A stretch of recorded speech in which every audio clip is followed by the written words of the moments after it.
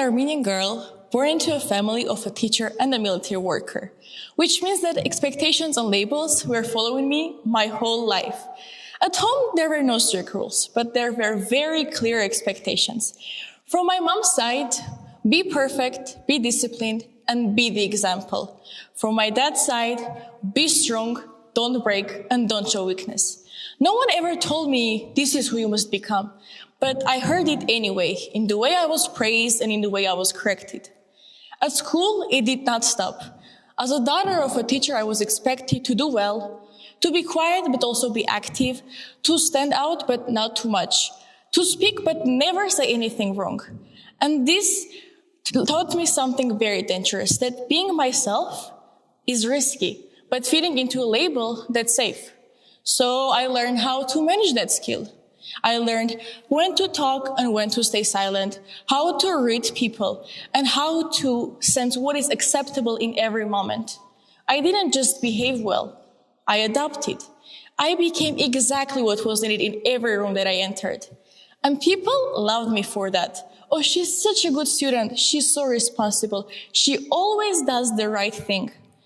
At that moment, it felt like love. When you're loved for who you are, you feel free. But when you're loved for who you perform, you feel pressure. So things started to change.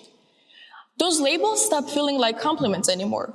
They felt like instructions, like invisible rules I didn't know I was living by.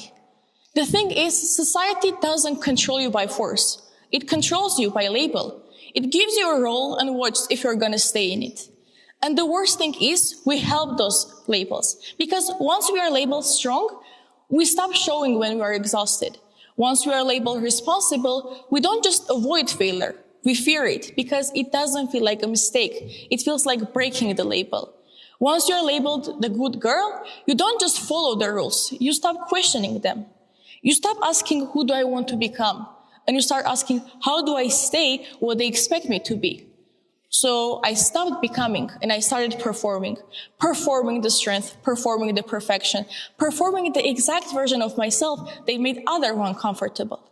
And I remember this one exact moment during a family gathering when my grandfather was labeling all of his grandchildren. One was the smartest, one was the strongest. The other one had to work on himself a bit more to be like his cousins. And I was sitting there surrounded by people, expectation, noise, everything. And in 1 second, everything went silent.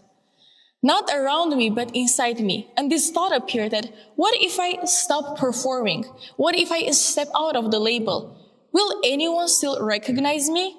Not accept me, but just recognize me. Because everything I was, it felt like learned. Like a performance I was doing for years. Polished, repeated, refined, just to fit into something that I was never. In psychology, this is called a self-fulfilling prophecy, which means a belief about yourself or about someone else can actually shape behavior in a way that comes true. And it works in a cycle. So first, someone forms a belief about you. Then they treat you accordingly to that belief. You internalize it and it comes true. So even if the belief was not true, you confirm it.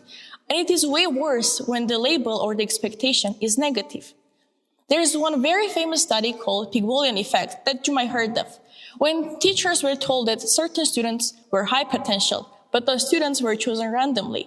And at the end of the year, those students performed better, not because they were more intelligent or smarter, because they were treated as one.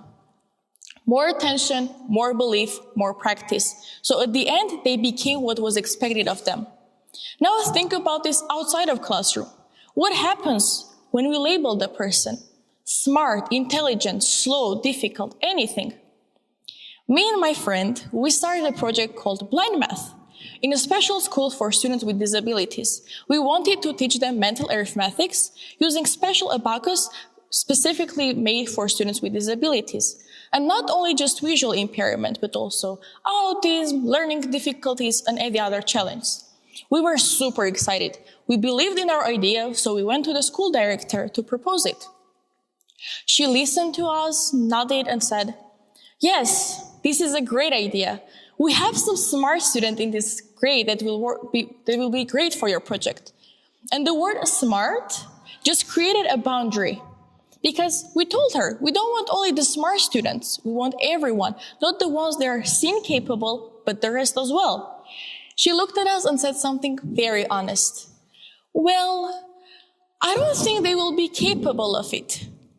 And that just stuck in my mind, because this is how a self-fulfilling prophecy begins. When you think someone won't succeed, you give them less time, less opportunity, less chance, and they don't succeed. Not because they weren't able to, just because they didn't have the chance to prove themselves.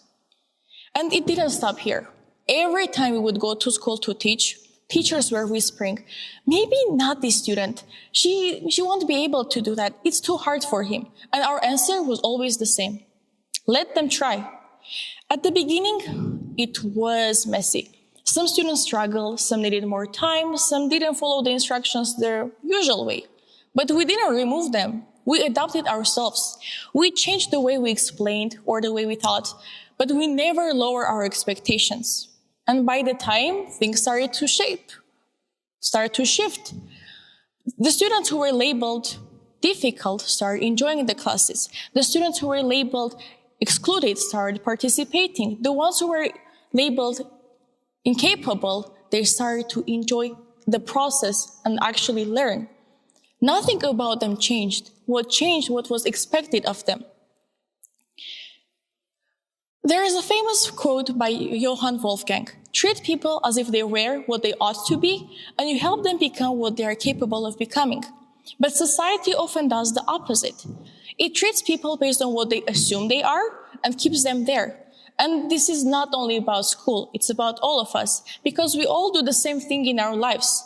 We choose what feels comfortable. We avoid what feels risky. And we silence the part of ourselves that doesn't meet the expectations. But how we break this? Not motivational speeches and not just being yourself will help in this case, because that's not practical. The only way is with awareness and with your actions.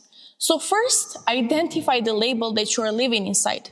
Ask yourself, what is something that I believe about me that it's not actually mine? Maybe that you are not creative, or that you are not confident, or that you are not that type of person. And ask yourself, who told you that? Was it your parent, your teacher, a friend? A moment of failure, or maybe just a thought inside your head that keeps repeating itself to become a belief. Half of your limits are not facts. They are just repeated expectations stuck in your identity without your permission. Change your environment and not just yourself. If expectations shape behavior, then your environment matters more than you think. Surround yourself with people who actually believe in you, who want your growth and not just your perfection, who want to challenge you to be a better version of yourself and not be comfortable for other people. Because psychology works both ways. Low expectation, they shrink you. High expectation, they stretch you into someone you didn't know you could be. Sometimes changing the place where you stand can actually change your life. Act before you feel ready, because self-fulfilling prophecy doesn't become from others. It becomes from you. If you believe that you will fail, you practice less, you try less, and at the end, you confirm it. So reserve it, act before you feel ready, because your behavior can actually change your belief. And the last thing, give others the opportunity that you weren't given.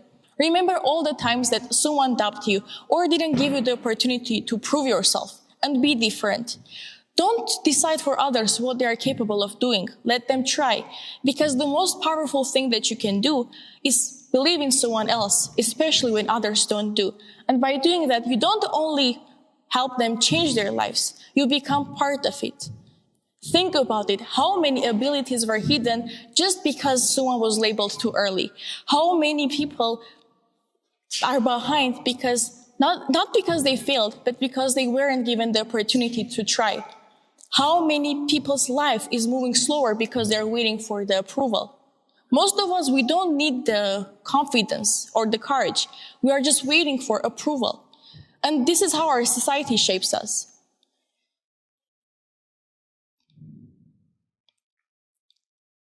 Your label, the belief, is not deciding you. You are letting the label to decide you. So ask yourself, what is something that I believe it? Ask yourself, what would I become if I stop listening to the label and stop waiting for the permission? So the next time when you hear a label, even the one in your mind, ask yourself, is this what I am or what other people want me to play?